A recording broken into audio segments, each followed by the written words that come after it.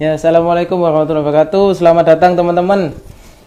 Eh, Beberapa menit ke depan, insya Allah kita akan kajian mengenai dengan pemateri yang luar biasa, yaitu Dr. Era Catur, psikiatri dari RS Rumah Sakit Muhammadiyah Lamongan. Dan insya Allah beberapa menit ke depan beliau akan bergabung dengan kita dengan tema Living Harmony with Depression. Jadi tema kali ini diambil karena di masa pandemi ini teman-teman banyak yang kebingungan di rumah, bahkan merasa sedih, merasa depresi karena tidak bisa kemana-mana. Dan kita hidup di dunia pasti sering mengalami depresi dan kesedihan. Nanti kita tunggu saja untuk pemateri bisa gabung ya. Mungkin beberapa menit ke depan akan bisa bergabung dengan pemateri. Pematerinya akan gabung.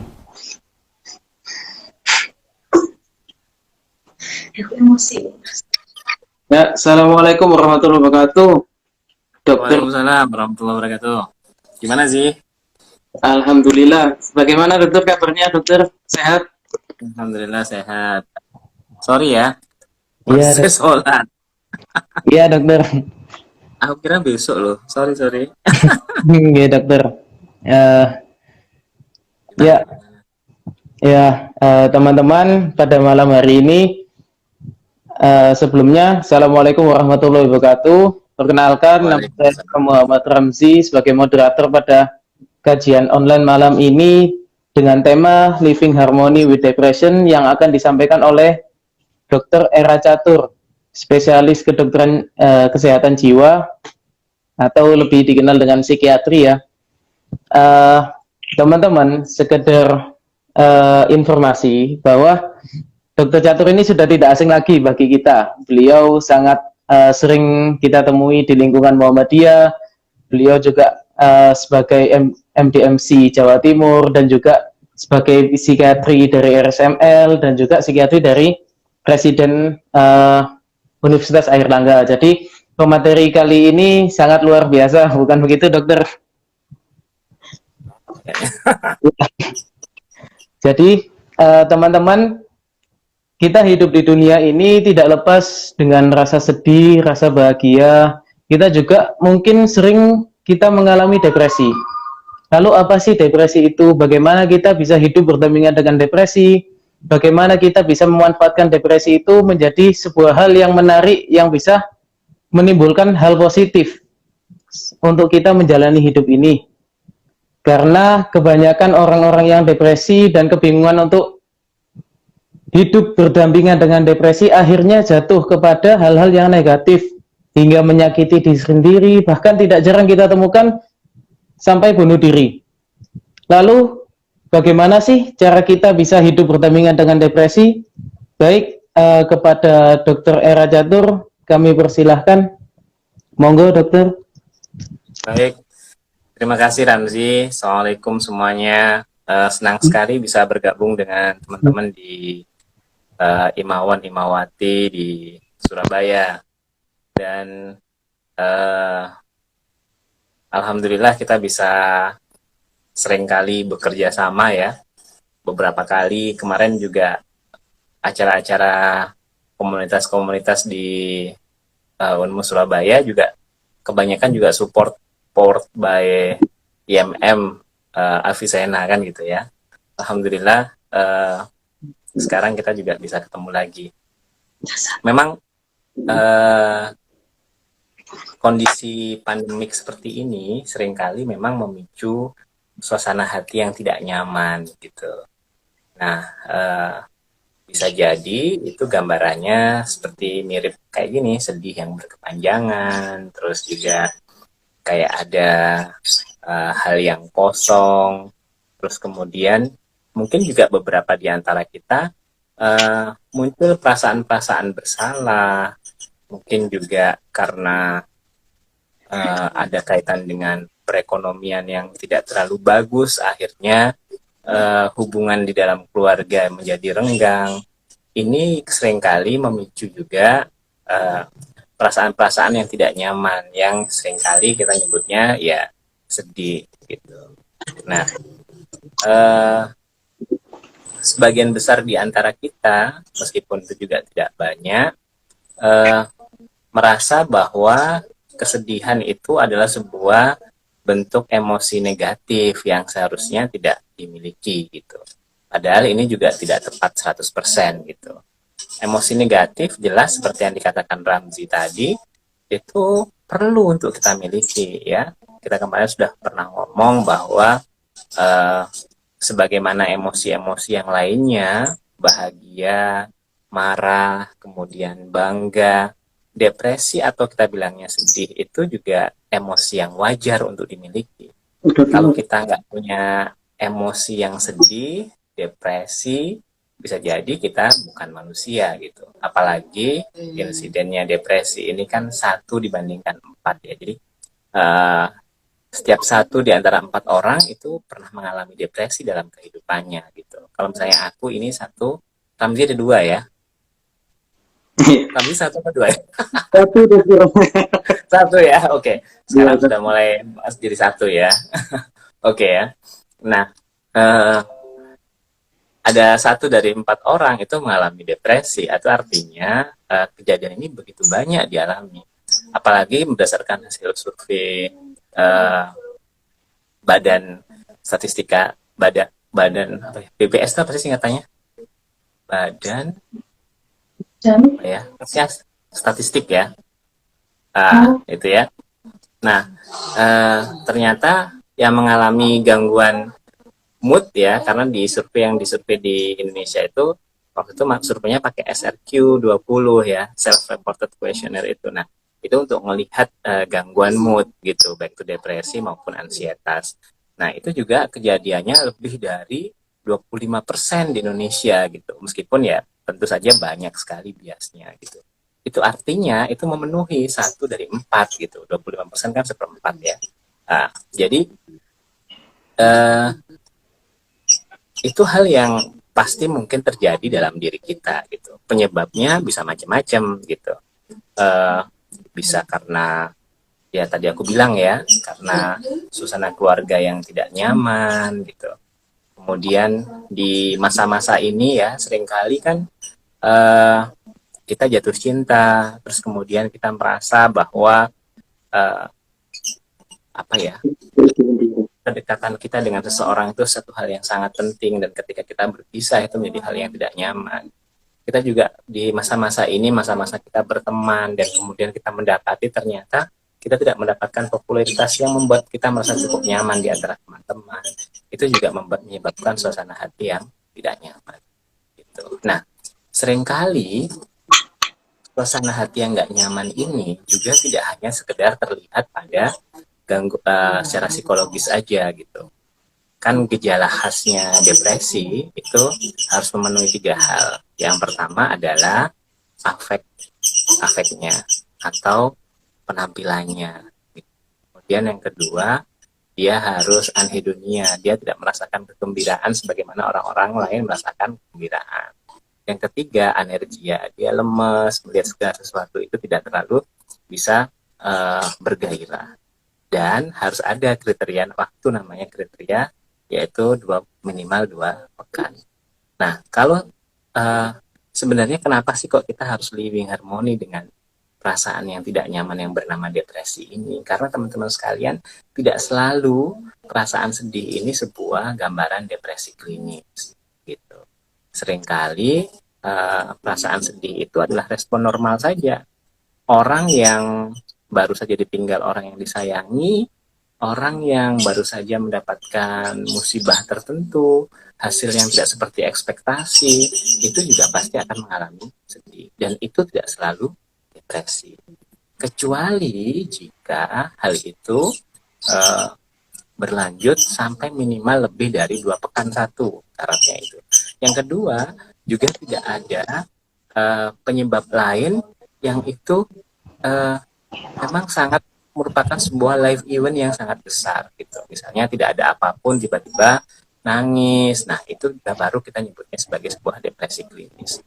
Tapi ketika ada musibah, ketika ada sebuah stresor, kemudian kita sedih, itu hal yang wajar sekali. Dan kenapa sih kok harus ada perasaan sedih? Pertama, agar kita bisa merasakan gembira. Bayangkan kalau semua orang di muka bumi ini ketawa semua, pasti kita nangis dong lihatnya, ya kan? Ini ada apa begitu? Nah, akhirnya ada sedih. Kenapa ada sedih, ada gembira? Itu juga sebuah pertanyaan anak saya. Kenapa ada orang miskin, ada orang kaya, gitu ya? Itu semata-mata dibuat sedemikian rupa agar kita ini saling bantu. Ramzi nemu perempuan di pojokan nangis, ya kan? Akhirnya gara-gara itu Ramzi bisa kenalan, agar kita bisa saling bantu membantu. Adanya perbedaan rasa, perbedaan status, perbedaan apapun, itu faktanya dibuat sedemikian rupa agar kita bisa saling bantu. Satu. Yang kedua, kondisi low emotion itu adalah saat dimana seseorang itu mampu untuk kemudian dia melihat ke belakang. Kalau emosi kita tinggi terus, ya, manik terus, bahagia terus, itu bisa jadi kita nggak akan bisa melihat segala sesuatu dengan baik. Kita akan melihat segala sesuatu kayaknya, wah, pasti bisa, pasti tergapai, dan seterusnya. Itu bagus gitu, tapi ketika itu terus menerus, itu pasti akan sangat melelahkan. Kita juga akan bekerja seolah-olah kita sedang ada dalam sebuah perlombaan panjang yang kita berlari terengah-engah di sini. Nah, padahal kita butuh untuk kemudian sekedar, aduh bahaya Ramzi bikin cewek nangis. Ini masuk sensitif absen ya. Siapa tuh ya yang sensitif absen? Oke. Nah, jadi penting sekali ada depresi ini agar kita bisa melihat bagaimana tujuan-tujuan kita, agar kita bisa mengevaluasi apa yang sudah kita lakukan di masa yang lalu gitu. Karena tanpa kondisi suasana hati yang sedang turun, kita nggak akan bisa nemu itu. Ya, suasana hati yang turun itu juga sebenarnya dimanfaatkan oleh banyak orang ketika mereka ingin memberikan sebuah sugesti positif pada dirinya. Ya, hipnoterapi misalnya, itu dia memanfaatkan namanya gelombang delta. Gelombang delta itu gelombangnya ketika di suasana hati yang sedang sendu, di suasana hati yang tengah-tengah itu. Gitu. Ya, meskipun itu tidak dikatakan depresi, tapi itu suasana hati yang sendu, yang itu menjelang, ya bisa dibilang menjelang down sekali gitu. Oleh karena itu, kenapa banyak pelatihan-pelatihan, training itu fase motivasinya itu diberi lagu-lagu yang slow, di mana itu membuat suasana hati lebih tenang. Nah, itu ya. Itu kenapa kemudian Allah Subhanahu wa taala ngasih kita suasana hati yang lagi slow kayak gitu. Yang itu bisa membuat kita bisa belajar banyak. Dengan suasana hati yang seperti ini, kita juga akhirnya juga jadi nggak kemurungsung ya, kayak ngejar sesuatu itu kayak gitu ya. Kita bisa punya rem di sini. Nah, pertanyaannya, gimana caranya agar kita bisa living harmony dengan depresi ini?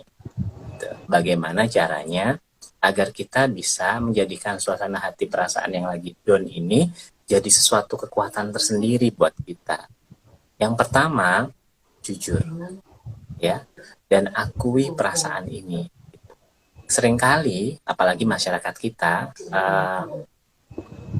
seringkali menganggap suasana perasaan yang model begini ini, yang depresi begitu, itu dianggap sebagai suasana perasaan yang buruk gitu.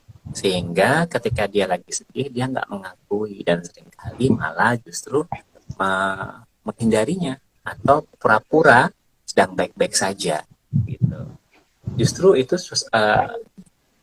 tidak baik begitu. Kenapa? Karena semakin kita menutupinya, maka sebenarnya kita sedang tidak menuju ke perbaikan. Malah kita sedang menumpuk masalahnya bertambah-tambah gitu. Bagaimana? Apa yang harus kita lakukan? Akui. Kemudian yang kedua, mulailah kita belajar untuk menerima perasaan ini. Ya, sekali lagi, perasaan ini adalah perasaan yang datang. Sesuatu yang datang pasti juga bisa pergi. Jadi, alih-alih kita berusaha untuk kemudian menghindarinya, maka pilihan terbaik ketika depresi itu datang adalah kita menerima. Sebagaimana kita juga menerima rasa bahagia, begitu ya kita menerima rasa bangga, rasa marah dan sebagainya. Kita terima rasa ini, gitu. Oke. Yang ketiga, karena kita tidak denial, tidak menyangkal bahwa kita sedang mengalami rasa ini, maka pilihannya ketika kita sudah bisa untuk mencoba untuk meregulasinya dan mungkin kita tidak berhasil, maka pilihan ketiganya adalah cobalah untuk kemudian berbicara dengan orang. Mengatakan bahwa diri kita sedang lemah, sekali lagi itu bukan sebuah kelemahan. It's okay to feel okay. Ini ya berulang kali kita omongkan. Gak apa-apa, laki-laki juga boleh nangis kok. Ramzi nangis ya boleh-boleh aja, tapi jangan di brewoknya itu ya, jangan di jenggotnya itu Iya dokter. ya, boleh-boleh aja gitu. It's okay to feel not okay. Nah, yang keempat, ketika kita mungkin mengalami uh, kondisi seperti itu dan kita kewalahan dengan perasaan itu, apalagi ketika gambaran yang muncul adalah perasaan rasa bersalah, yang kemudian itu seperti seolah-olah kait-mengkait ya, sampai akhirnya kita merasa kewalahan dengan perasaan itu, ada baiknya kalau kita mencoba untuk mencari bantuan kepada orang. Nah, jika orang lain tidak bisa, mungkin kita butuh bantuan ahli. Tuh, karena ya sekali lagi, penyebab depresi itu bukanlah hal yang sederhana gitu. Mungkin perasaan sedih terbangun karena sebuah pemicu dari sebuah kejadian hidup kita. Tapi perasaan depresi itu bukanlah sesuatu yang sederhana. Seringkali pemicu saat ini itu hanyalah sebagai sebuah pemicu awal. Padahal sumbernya, penyebabnya itu sangat kompleks. Ada masalah sosial, ada masalah tumbuh kembang, ada masalah kelekatan di masa lalu, dan sebagainya. Nah, itu harusnya itu diurai satu persatu. Karena, kenapa itu harus diurai satu persatu? Karena itu akan menjadi dasar terjadinya depresi relapse berulang di masa yang akan datang ketika itu tidak terselesaikan dengan baik. Gitu.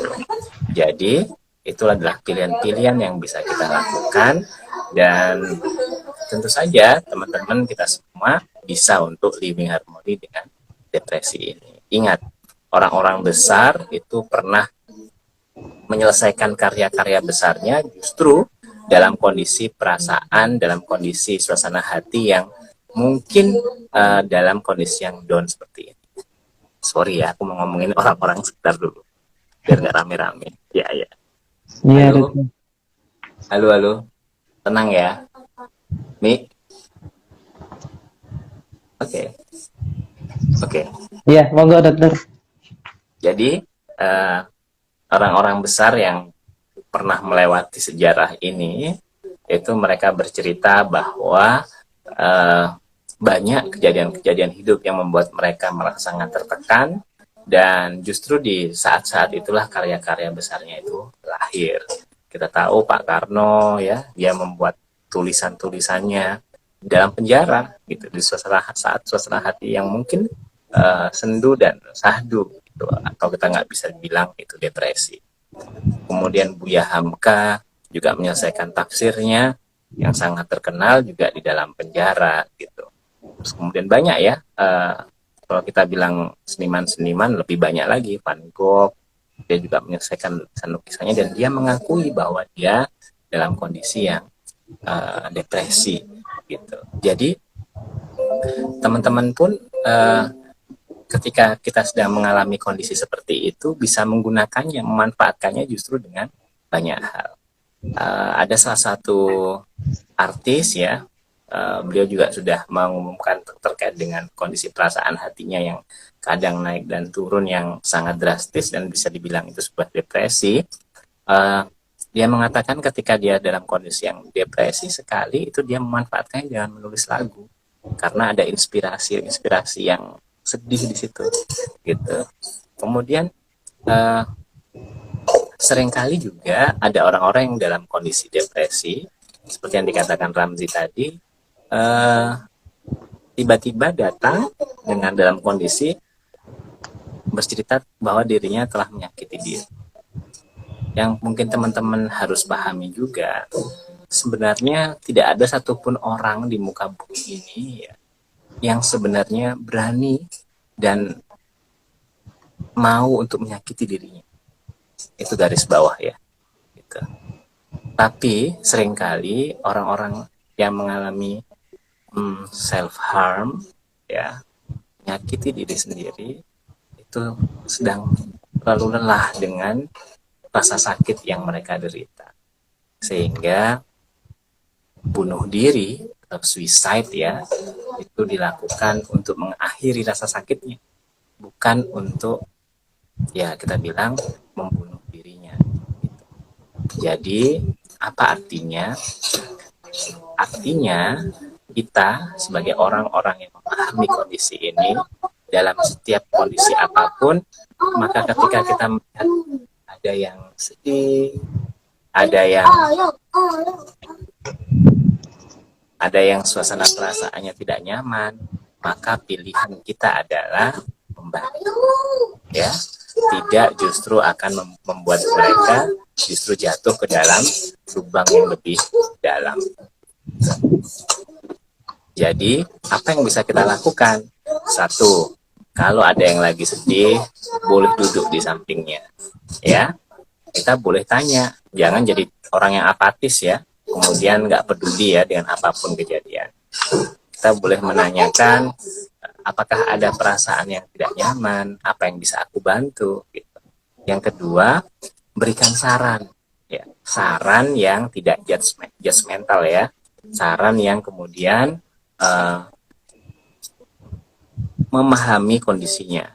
Orang yang sedang lagi sedih, ya, sedang ada masalah, ada situasi yang tidak mampu untuk dia kendalikan, ya, itu seringkali mereka sebenarnya tidak terlalu ingin mendapatkan solusi, tapi yang mereka butuhkan justru orang yang memahami, ya, duduk di samping, bener banget, gitu, duduk di sampingnya, gitu, dan kemudian kita sebenarnya mereka tidak terlalu ingin mendapatkan apa sih jawaban dari masalahnya, tapi yang lebih mereka inginkan adalah satu orang yang percaya dengan dirinya, satu orang yang memahami bahwa ini adalah hal yang tidak mudah buat dirinya, gitu. Artinya semakin kita duduk di situ, tapi kemudian kita ayo semangat, gitu ya, atau mungkin ngomongnya kamu itu Zizi bersyukur kok, gitu ya. Nah, atau kamu itu loh kok ngono ae kok gampang digawe angel lah.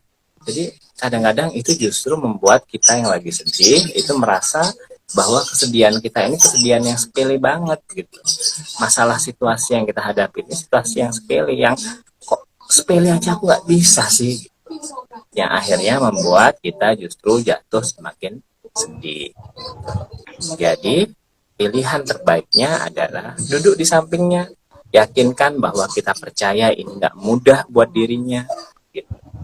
Ada teman-teman kita yang kemudian ujian dibilang dosen begini, langsung down banget, gangguan penyesuaian ya sebelum 2 minggu. Gitu. Tapi kemudian kita memberikan semangat seolah-olah, tapi justru meracuninya. Dia semakin sedih dan semakin terpuruk. Dia semakin menghindar, semakin menjauh, dan mungkin sangat membahayakan buat dirinya. Gitu. Jadi itu adalah cara-cara yang bisa kita kerjakan. Kalau kita bisa kita ajak, kita berikan informasi untuk kemudian datang ke ahli yang lebih mungkin bisa memberikan saran yang baik buat dirinya. Kemudian seandainya sudah berobat, sudah bertemu dengan ahli, dan kemudian dia merasa kurang nyaman, mungkin kita sebagai seorang sahabat bisa mencoba untuk mencarikan ahli atau mungkin terapis lainnya, sehingga teman kita ini tidak jatuh ke dalam lubang yang semakin dalam. Mungkin itu pengantarnya Ramzi, kita diskusi ya. Iya, iya dokter. Ya, alhamdulillah itu mungkin materi yang disampaikan oleh Dr. Catur. Mungkin untuk teman-teman yang ingin bertanya, silakan bisa tanya melalui eh, komentar ya. Kolom komentar nanti akan saya bacakan dan akan dibahas bersama dengan Dr. Catur. Jadi saya sempat melihat Dr. Catur ada satu pertanyaan dari Ed N Navyunda. Ada yang Mm-mm. bertanya, jadi bagaimana caranya biar tidak bahagia terus? Karena kan tadi Oh, dokter bilang kalau kita bahagia terus itu nanti makan malah bahaya karena kita tidak bisa melihat ke belakang. oh ya ya ya. Jadi sebenarnya sih ya oke lah. Eh, Bagaimana biar nggak bahagia terus? Ini pertanyaannya lucu ya. Biasanya kan orang gimana ya biar bahagia kan gitu. Iya, iya dokter. Kayaknya cocok ini Ramzi. Tanyain nomor teleponnya Ramzi. Oke. Iya, Enggak. Jadi sebenarnya kita ini sedih pun itu penyebabnya macam-macam ya. Kadang kita dengar ceramah juga bisa sedih loh. Kemudian kita membaca Quran di ayat-ayat yang itu mengingatkan kita itu juga bisa bikin sedih. Kemudian dan memang Quran pun didesain oleh Allah Subhanahu wa taala membuat suasana hati kita ini bervariasi, sedih, gembira, bahagia dan justru itu membuat kita tenang gitu. Terus kemudian eh, istirahat itu juga membuat hati kita jauh lebih tenang. Intinya begini, aku hanya ingin mengatakan bahwa adanya suasana hati yang berubah dan kita bisa merasakannya, justru itu menandakan bahwa kita sehat, gitu. Tapi ketika kita uh, tidak merasakan suasana hati yang berubah dan suasana hati yang tetap-tetap saja datar atau mungkin kering atau mungkin nggak sedih banget tapi kok kayaknya nggak bisa merasakan gembira juga, maka sebenarnya ada yang salah dengan diri kita gitu. Jadi kalau kita bisa sedih, bisa gembira, itu suasana yang ya oke-oke saja gitu. Tapi ketika kesedihan itu sangat dalam dan berkepanjangan, baru kita katakan itu sebagai sebuah depresi klinis dan perlu mungkin bantuan ahli. Begitu, Amzi. Ya, terima kasih dokter dan juga